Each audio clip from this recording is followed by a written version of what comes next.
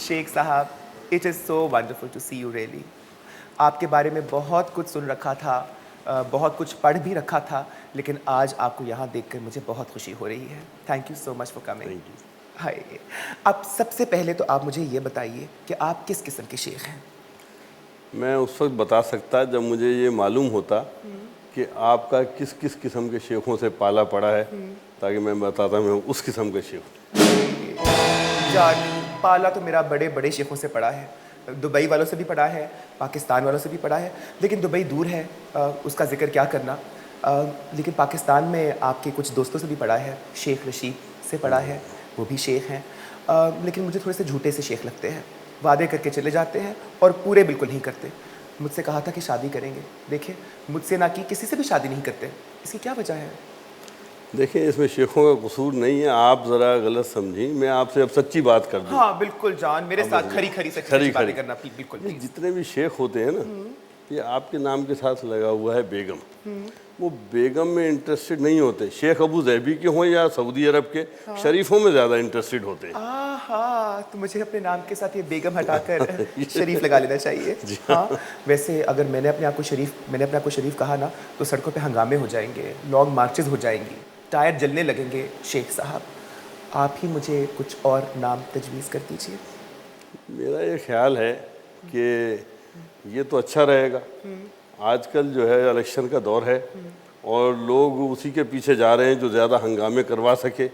हो सकता है आपको इस शौक़ में कुछ मज़ीद फ़वाइद भी हासिल हो जाएं, कुछ सियासी फ़वाइद भी हासिल हो जाएं। हाय शेख साहब, आपने बड़ी गहरी बात कर दी, बहुत गहरी बात कर दी। मुझे आपकी एक अदा अच्छी लगी कि आप जिस तरह आप जो दिल में महसूस करते हैं ज़बान से कह डालते हैं। वरना हमारे यहाँ तो सियासतदान इतनी डिप्लोमेसी से काम लेते हैं कि समझ नहीं आता कि कब सच बोल रहे हैं और कब झूठ बोल रहे हैं।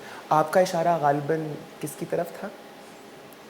मेरा इशारा नहीं, मैं तो तकरीबन सभी की बात कर रहा हूँ। वैसे मैं ये चाहता हूँ कि समझदार आदमी जो है ना, उसे बंदे को पसंद करना चाहिए। अदाएँ आदमी के साथ साथ आ जाती हैं। हाँ, मैं सिर्फ एक अदा तक जो है वो इक्तफा करना, ये भी तो कोई बात ना हुई ना। मैं बहुत समझदार और वज़ादार किस्म की औरत हूँ। जी हाँ। और यकीनन नहीं बेगम साहिबा, वो तो यानी एक आदाब। ज़माना जानता है। नहीं जी शुक्रिया। हाँ।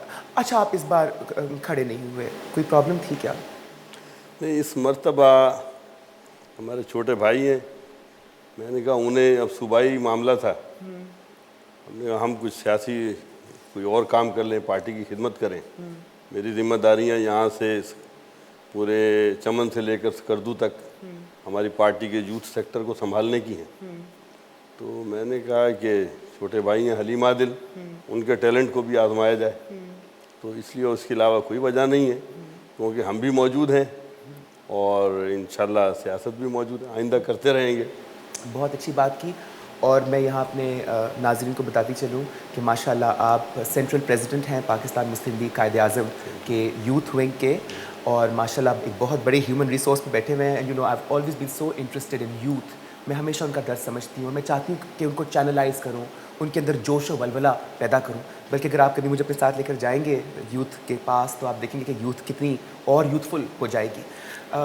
लेकिन मुझे बताएं कि आपको नहीं लगता कि हमारा जो माहौल है मुल्क में, जो रहा है पिछले कुछ अरसे से चल रहे हैं सिलसिले, वो हमारी यूथ के लिए काफ़ी डिस्करेजिंग और बहुत डिसअपॉइंटिंग और बहुत एक तरह से उनका मोराल जो है उसको तबाह कर देने वाले हालात रहे हैं मुल्क में?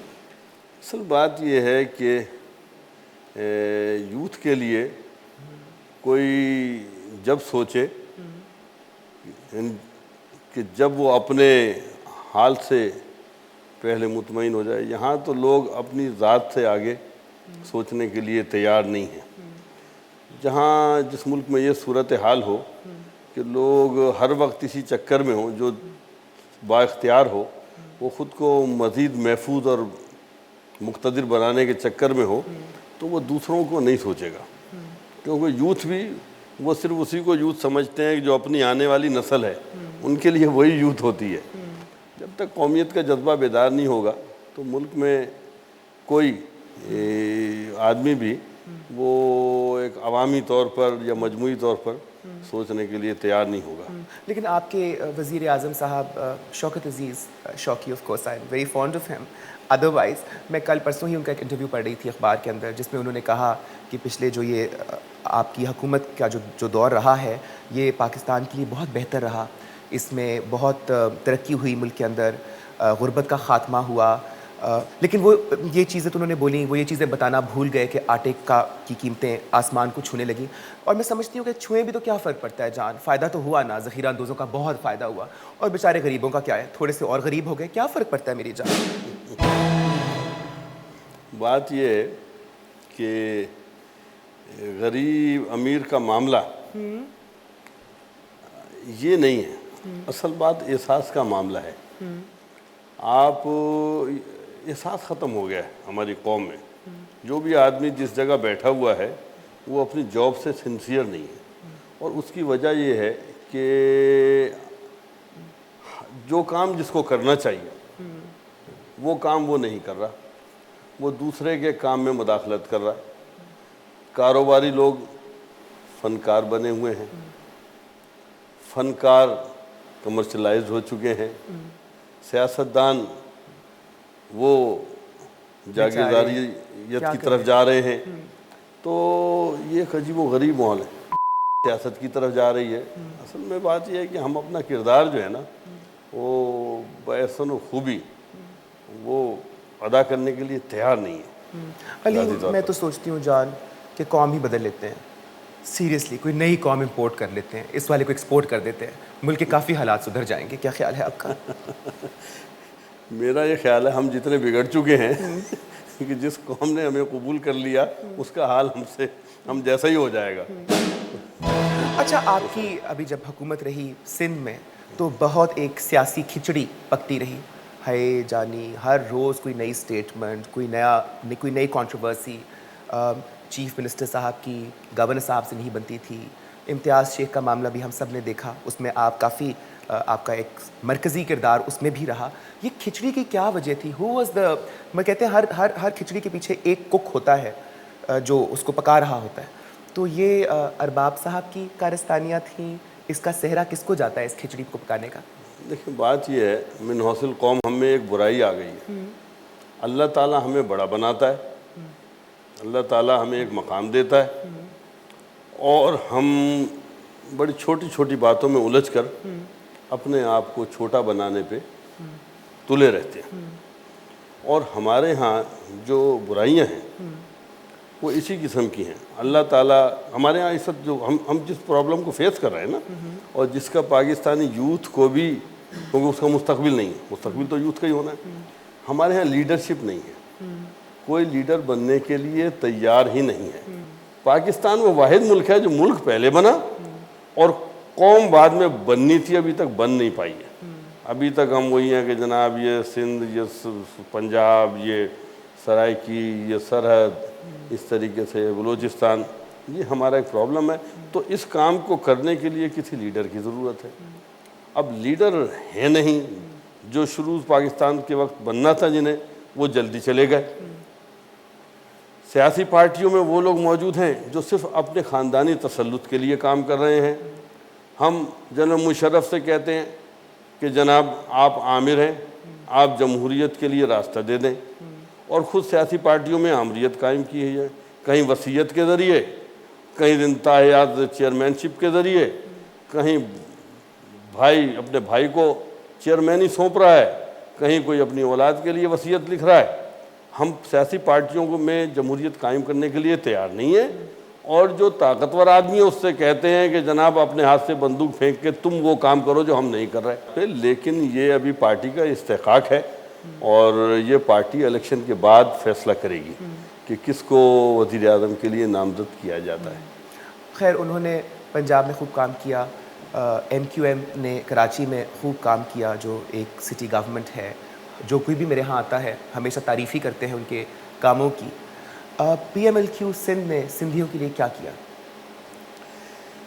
PMLQ ने सिंधियों के सिंध में भी डेवलपमेंट के काम बहुत हुए। कराची भी अगर है तो वो पाकिस्तान का हिस्सा है, जी कराची। मैं सिंध की बात कर रही थी।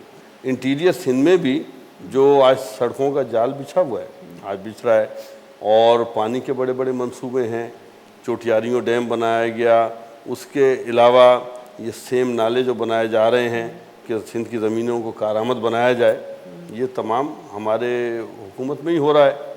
اور ایک بات میں کہتا چلوں اس سے ہٹ کر کہ وزیر اعظم کی نامزدگی ہماری پارٹی ہو یا کوئی اور, بیگم صاحبہ آپ کو پتہ ہے الیکشن ہوں گے, الیکشن کے بعد پارٹی کا تو نام ہوتا ہے, لیکن آپ کا یا بہت سارے جو آپ کے کلب کی بیگمات ہیں ان کا کردار بھی ہوگا وزیر اعظم کے نامزد ہونے میں, اچھا جو کہ پاکستان میں ہوتا رہا ہے. اچھا. تو آپ اتنی انکساری سے کام نہ لیں. ہائے جانی میرا کہاں اب پتہ نہیں پرویز الہی صاحب کو آپ کی سفارش حاصل ہے کہ نہیں ہے. نہیں جان, میں ایسی قسم کی کوئی سفارشات اب نہیں کرتی. میں تو اپنے کام سے کام رکھتی ہوں, اپنے گھر پہ بیٹھتی ہوں, آپ جیسے لوگوں کو بلاتی ہوں, کچھ بات چیت پتہ لگتی ہے, کچھ پتہ لگتا ہے کہ دنیا میں کیا کیا ہو رہا ہے. خیر الیکشن پرسوں ہے انشاءاللہ, اور جو بھی ہے قوم کی تقدیر کا فیصلہ اچھا ہو.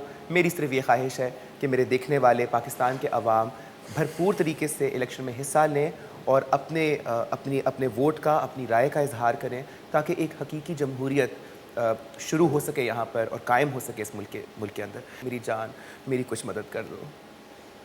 دیکھیں ہم تو آپ کی مدد کیے ہوئے ہیں, ہم مدد یہ کر رہے ہیں کہ بلکہ جتنے لوگ بھی یہاں آ رہے ہیں وہ آپ کی مدد ہی کر رہے ہیں. نہیں جان, یہ تو مدد چھوٹی مدد ہے. میں تو کہہ رہی تھی کہ کوئی اچھی مدد ہو. ایک پیمفلٹ آیا تھا میرے گھر میں, وہ میں نے پڑھا تو اس کے بعد بہت شوق ہوا آپ سے ملنے کا. دراصل پرابلم یہ ہے کہ میں چاہ رہی تھی کہ میں ایک انویسٹمنٹ کر لوں. ابھی پچھلے ہفتے میں نے کافی سارا آٹا لے کے انویسٹ کیے اس کے اندر پیسے. میں نے کہا بھاؤ بڑھ رہے ہیں, 2 مہینے بعد بیچ دوں گی, کچھ پیسہ وہاں بھی بن جائے گا. بٹ میں نے سنا کہ پراپرٹی میں انویسٹ کرنا بڑا اچھا ہوتا ہے, پلاٹ لینا. تو آپ کے حوالے سے مجھے پتہ لگا تھا کہ آپ کا کافی روب ہے اس سیکٹر میں کافی. تو کچھ مجھے بتا دیجئے کہ کہاں لے سکتی ہوں, یا اگر آپ کے پاس کوئی ایکسٹرا پڑا ہو تو گفٹ ہی کر دیں. یہ بات آپ نے اچھی کہی ہے. یہ تمام پہلوؤں پہ سوچا جا سکتا ہے میرے خیال میں, یہ کوئی ایسی بات نہیں ہے. اور ویسے بھی میں خود اسٹوڈنٹ آف انٹرنیشنل ریلیشنز رہا ہوں, تو ایک ڈپلومیٹ کو کبھی نہ کرنی نہیں چاہیے.